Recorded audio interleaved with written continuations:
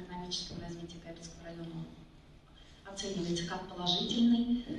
Валовый территориальный продукт более 6 миллиардов рублей. На сегодняшний день по подсчетам рост составил 5,7%. Способствует этому, наверное, конечно, в первую очередь инвестиционные проекты крупные. Объем инвестиций более 2 миллиардов рублей на сегодняшний день. Большое положение инвестиций оказывает общество Аус Кайбицы, сельскохозяйственное производство. На сегодняшний день частично введен в эксплуатацию молочный комплекс на 3700 дойных коров. Уже около 1000 голов-метелей завезено из Рязанской области. Также Туган-Якагр молочный комплекс на 988 голов высокопродуктивных коров настроит.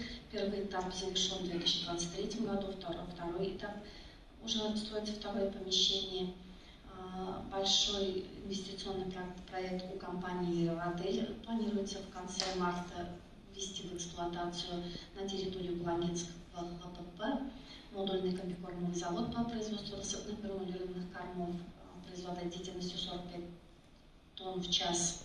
Для всего птицеводческого комплекса «Акбарс» они будут подготавливать комбикорма.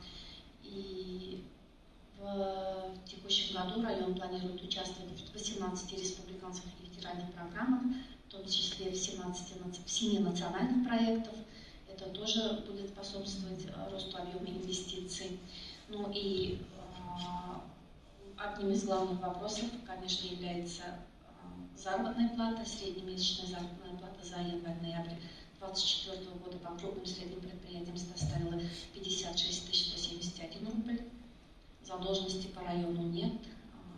План по сокращению неформального рынка труда, в том числе с вашим участием, мы выполнили на 104%.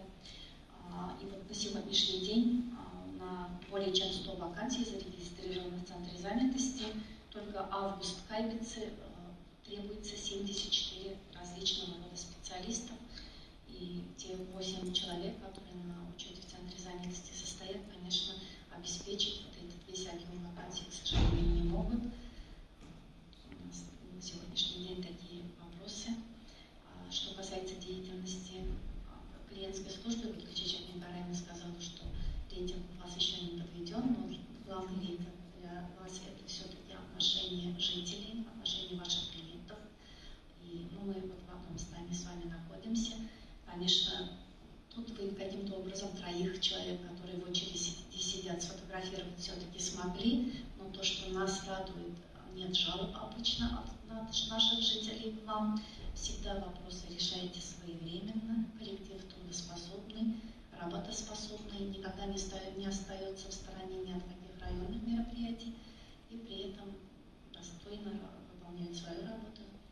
И вот от населения на самом деле это ваш главный показатель, то, что у вас нет очередей, то, что нет возмущенных клиентов.